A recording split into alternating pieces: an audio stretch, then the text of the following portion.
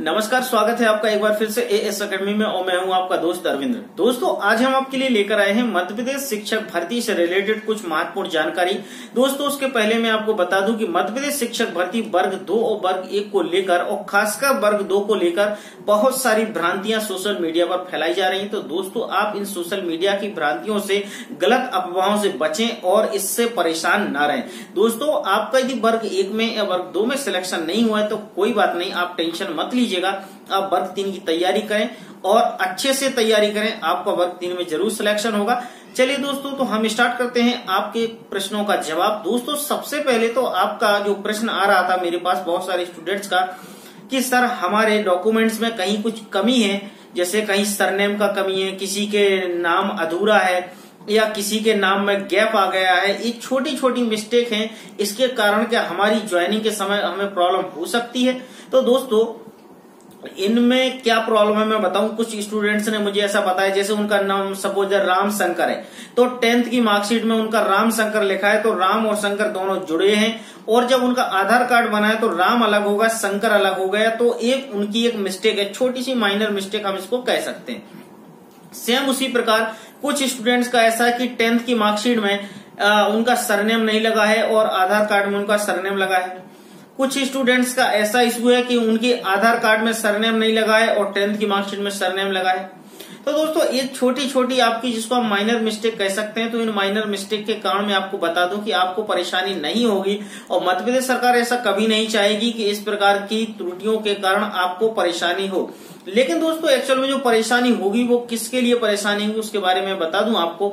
जिन लोगों ने अनुभव प्रमाण पत्र गलत तरीके से बनाए हैं या जो लोग गेस्ट फैकल्टी थे और गेस्ट फैकल्टी नहीं थे, जो लोग थे उनके पास तो अनुभव प्रमाण पत्र सही आएगा, और जो लोग नहीं थे तो उनके पास अनुभव प्रमाण पत्र यदि फर्जी तरीके से बनवा लेंगे। यदि वो फर्जी तरीके से बनवाने के बाद पकड़े गए तो उनको जुर्माना भी लगेगा और उनकी ज्वाइनिंग रद्द कर दी जाएगी। ठीक है।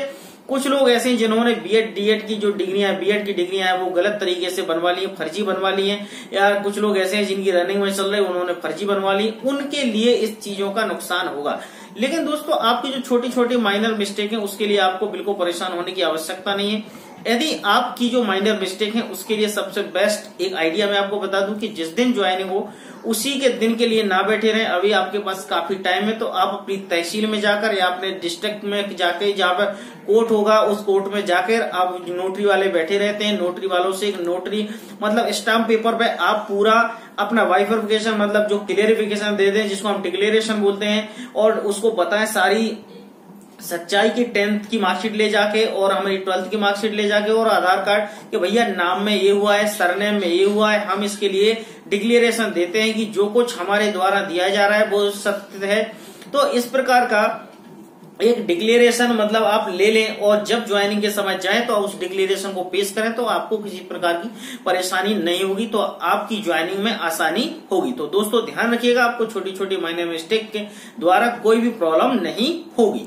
ठीक है। अब दोस्तों, दूसरा क्वेश्चन था कि क्या अनुसूचित जाति और अनुसूचित जनजाति की जो 5000 भर्तियां थी और 5000 जो नॉर्मल भर्तियां थी, ये दोनों भर्तियां एक साथ होंगी या अलग अलग होगी। तो दोस्तों, आपको ध्यान रखना है कि ये जो दोनों भर्तियां हैं ये अलग अलग तो नहीं होगी, ऐसा कहीं भी ना तो नोटिस में दिया गया है ना उसके नोटिफिकेशन में दिया गया है कि दोनों भर्तियां अलग अलग होंगी, ऐसा नहीं है। लेकिन हाँ, इतना है कि जो अनुसूचित जनजाति विभाग होता है उसके एक अलग डिपार्टमेंट होता है, उनकी तरफ से जो भर्तियां होती हैं वो भर्तियां निकालते हैं और वो भर्तियां अपने आधार पर उनको फुलफिल करते हैं। ठीक है। तो आपको ध्यान रखना है कि जो 5000 वैकेंसियां नॉर्मल है वो तो नॉर्मल ही होंगी और जो 5000 है वो भी नॉर्मल होंगी, लेकिन हो सकता है 5000 वैकेंसी पहले भर दी जाए और 5000 वैकेंसी जो अनुसूचित जनजाति वाली है वो बाद में भरी जाए।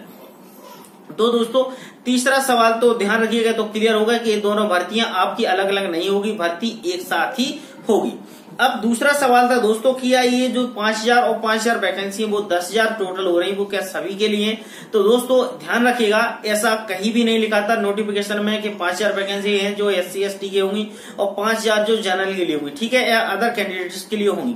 तो ये जो 10,000 वैकेंसी है दोस्तों, सभी के लिए वैकेंसी है, इसमें सभी की बाकायदा मेरिट बनेगी और सभी के कट ऑफ के अकॉर्डिंग इसमें ज्वाइनिंग होगी। तो इसमें किसी भी प्रकार की परेशान होने की आपको आवश्यकता नहीं है कि भैया हमारे मतलब SC ST कोटे की हैं तो ये जनरल के लिए नहीं होगी, या जो जनरल की हैं वो SC ST कोटे के लिए नहीं होंगी, इनमें दोनों में इक्वल होंगी और सभी के लिए बराबर तरीके से होंगी।